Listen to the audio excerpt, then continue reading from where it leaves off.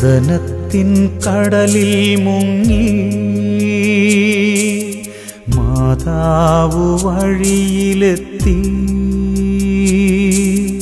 കുരിശുമായി നീങ്ങിടുന്ന സൂനുവിൻ മിഴികളിലുറ്റുനോക്കി.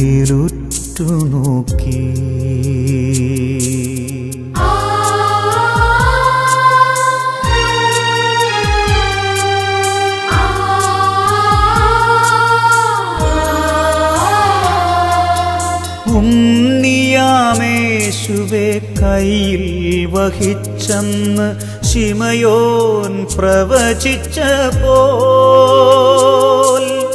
അമ്മ തൻ ഹൃത്തടം വാളാൽ പിളർന്നു, കണ്ണുകൾ നിറഞ്ഞൊഴുകി. എൻ ദുഃഖമെല്ലാം നിന്നോടു ചേർത്തമ്മേ, യേശുവിൻ ചാരെ നിൽക്കാം.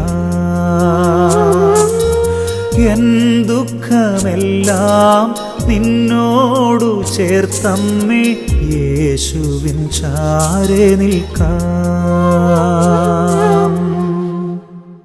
നാലാം സ്ഥലം. ഈശോ വഴിയിൽ വെച്ച് മാതാവിനെ കാണുന്നു.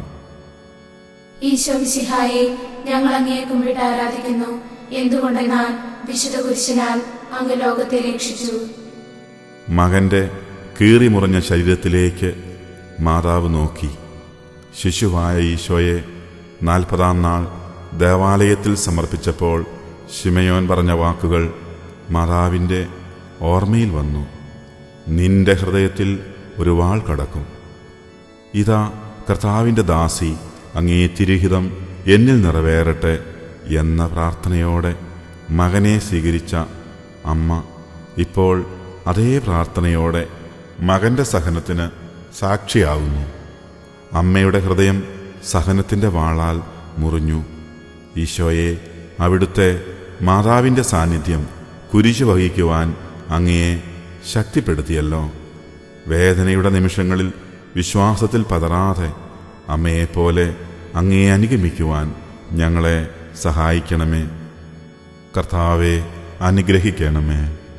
പരിശുദ്ധ ദൈവമാതാവേ, ക്രൂശിതനായ കർത്താവിന്റെ തിരുമുറിവുകൾ എന്റെ ഹൃദയത്തിൽ പതിപ്പിച്ചുറപ്പിക്കണമേ.